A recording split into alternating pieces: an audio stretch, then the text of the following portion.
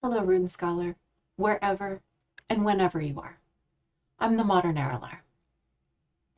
In our last episode, I introduced the Hafstad inscription from Norway. It is a medieval inscription from between 1100 and 1500 of the Common Era, though probably from the 13th or early 14th centuries, and it shows two dotted runes within the inscription. Today, let's discuss this late Viking Age innovation, where it appears, and this is not just in Northern Europe, but around the North Atlantic in locations like Ireland, Man, Scotland, and Greenland.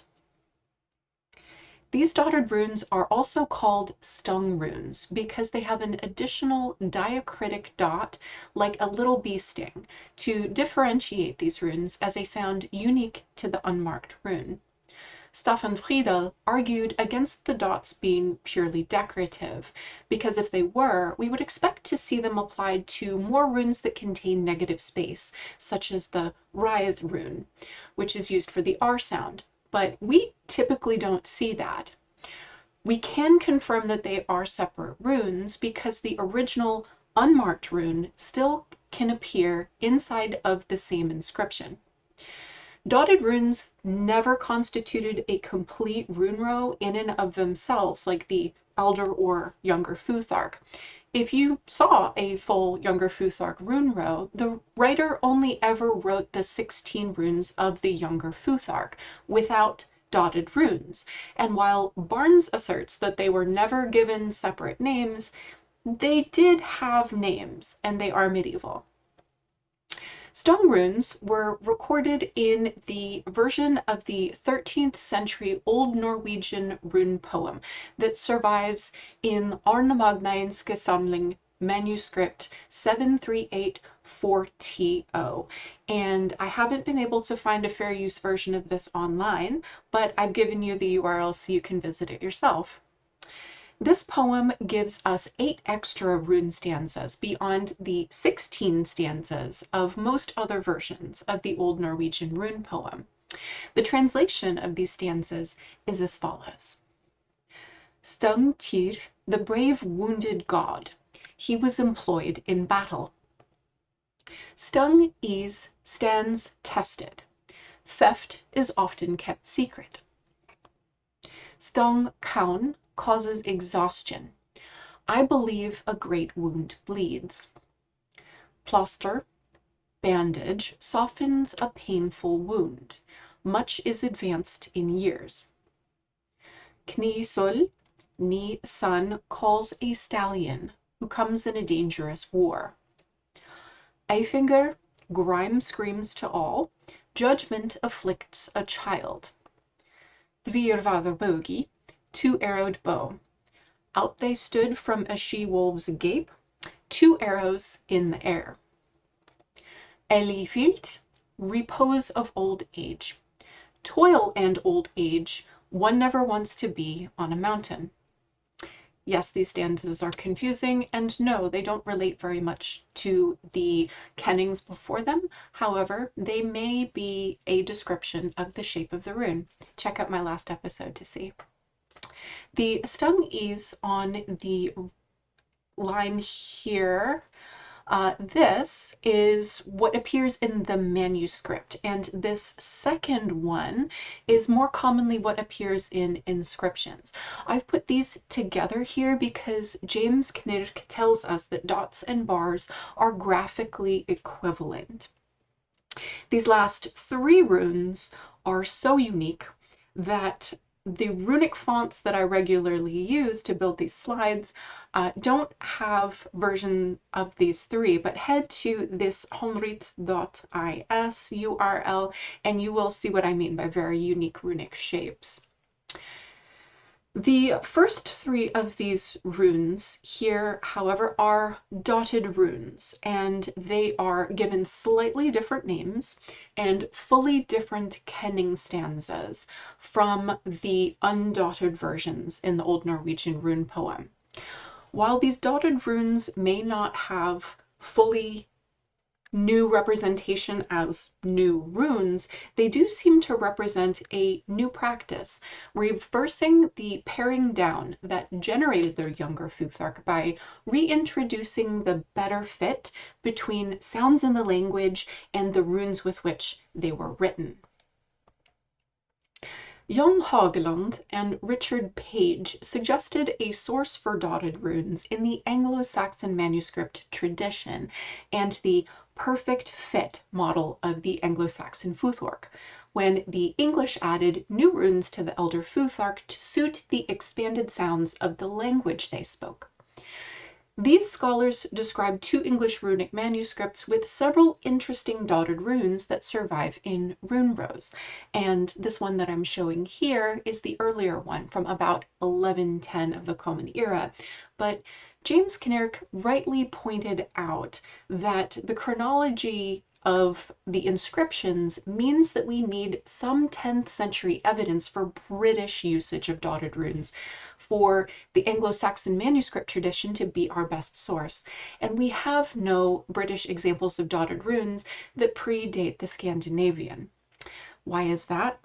The earliest dotted runes in Scandinavia show up in Denmark on runestones from the 980s in southeast Jutland at the trading centers of Århus and Hedeby, and in Skåne, which was then a part of the Danish kingdom rather than Sweden. The Århus mask stone, DR66, on one of its text-only sides, has representations of the 3 most common dotted runes, with 2 dotted E's runes in the words eftir and felaga, and a dotted kaun rune here in the name Augutur, and 1 dotted ur in a word we can't quite decipher, though the original inscription does continue for a few more words than I have chosen to transcribe here, just for space considerations. 2 other Hedeby stones from between 983 and 1014 of the Common Era show only the dotted E's and the dotted kaun rune. So this stone here shows all 3 versions of dotted runes from Denmark from this very earliest phase. The dotted E's is commonly transliterated either as E or as an esh sound, and the dotted kaun is usually transliterated as G. And these 2 runes were used throughout Scandinavia to reintroduce these spoken sounds into the written language. It was usually only Danish and Swedish rune writers, however, who wrote this dotted ur rune to indicate a Y or the mid-front rounded O, the U sound. This rune appeared less frequently in Norway because Ir represented the sound in Norway from a relatively early date. Dotted runes seem to have next spread to the Isle of Man and Ireland, possibly from Danish settlers in the British Isles near Man. Scandinavians colonized the Isle of Man in the late 9th and early 10th centuries. Most of the 35 runic inscriptions date between 930 and 1020 of the Common Era, and the earliest show a strongly Norwegian influence. The language written was a type of Old West Norse. The layout of many inscriptions shows a more Norwegian style, and the futhark in most inscriptions is a predominantly short twig rune row with a small number of long twig exceptions, and that mirrors the Norwegian mixed long and short twig futhark. A dotted E's rune appeared rarely in Norway for the H sound, the rune Hogel, on 2 Viking Age runestones at Klepp. So I have included it in this Norwegian mixed futhark here, but in the Manx corpus, this rune appears as an H in 4 inscriptions before it evolved its sound, and that evolution occurred after the year 1000. Barnes and Hagland argued that the evolution could not have occurred from a futhark that used the dotted E's for H, so again, we're pointing to a Danish influence. The Kirkmichael III inscription, dated to the 11th century, was carved in long twig runes only and featured both a dotted E's for E and two dotted Ur runes for Y. Because this again is showing very Danish characteristics in the long twig runes and the dotted this may indicate Scandinavian influence in this inscription from outside of Norway. Only 18 runic inscriptions survive from Viking Ireland, but a shocking 6 out of the 18 have dotted runes. The dotted seems to appear first on this pretty securely dated inscribed antler from around the year 1000 of the Common Era. Again, this might be Danish influence, and in my own dissertation, I suggested that house construction in Viking Age Dublin probably also showed Danish influence. Dotted Is is the most common dotted rune in Ireland, appearing in 4 inscriptions from about 1050 to the early 12th century. And the dotted caun appears around 1050 as well in a single inscription. The earliest dotted Is in England, the E2 inscription from St. Paul's in London, also dates to the first quarter of the 11th century. The Århus stone, N210, is currently our earliest clear evidence for dotted runes within Norway, which are later than the earliest occurrences in Denmark. We see the word Thesa here as part of the inscription with an E, and the dotted E's shows up in 4 other inscriptions from Trondheim from about the same time, the first half of the 11th century. Our current understanding of the chronology of Denmark first, then colonies, then Norway, may stem from the paucity of evidence for Norwegian inscriptions from the 10th and 11th centuries recovered so far, and we will probably revise our conclusions as new evidence surfaces, but this is the best we know as of early 2024. So also, in the first half of the 11th century, dotted björko appears in Sweden on runestone VG20 from Västernåker in Västergötland. Terje Berkland indicates that the reference to the person for whom the runestone has been raised being killed in England may be a reference to the campaign of the Danish king Knut the Great between 1015 and 1020. And Michael Schulte shared Magnus Källström's assessment that the absence of ornamentation on this stone, the clear distinction between the Raith and the Yr runes in the inscription itself, and the appearance of a very specific preposition on this among the words, all suggests a date between about 1000 and 1050 for the composition of the inscription. We then see an expansion of dotted runes in Denmark from the original 3 that were first used. Sven Estrithson's coins that were minted in Roskilde and in Lund by English moneyers between 1065 and 1076 are the earliest examples of dotted tyr and dotted björko in Denmark.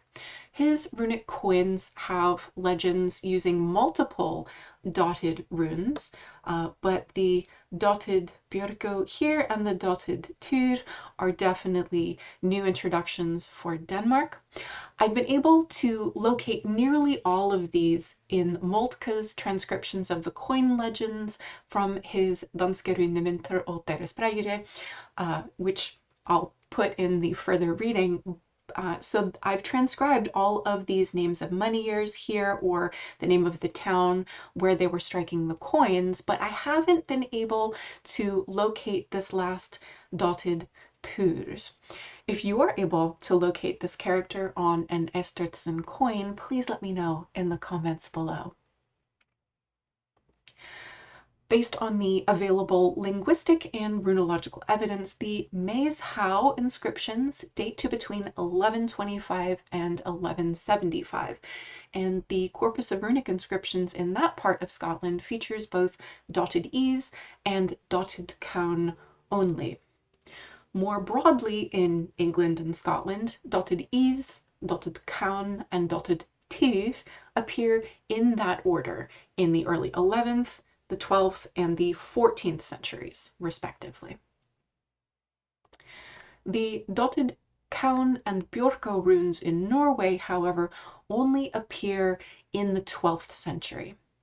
The earliest securely dated inscription to feature these is from around 1180, and 148 from the church at Århus in Telemark, where the dotted caun appears in the words viktig and in fyltig, and the dotted bjorko appears in the words for bishop and chaplain. A significant number of other inscriptions from around 1170 in Norway feature a dotted caun, whereas dotted bjorko and dotted tur are later, both appearing by about 1185 in Norway. We do see dotted runes in Greenland as well, though only 55 artifacts can be securely read and only about 30 securely dated. And of these, only 3 date to before 1200 of the Common Era.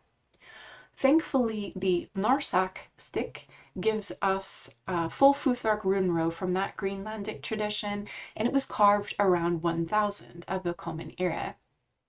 Another face of that same stick, shown here on the bottom, shows short twig B and R runes that went out of use in Norway by that date, but the inscriptions in Greenland definitely have their source in medieval West Norse futharks.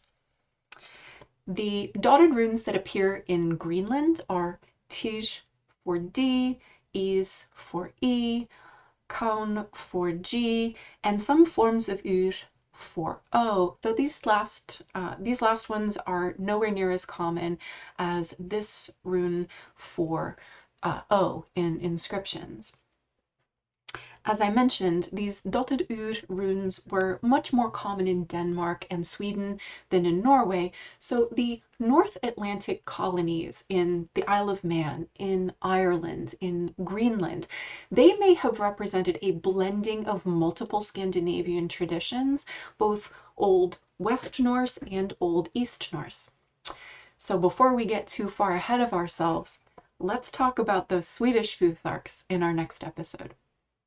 Thank you for reading the runes with me, the Modern Erilar.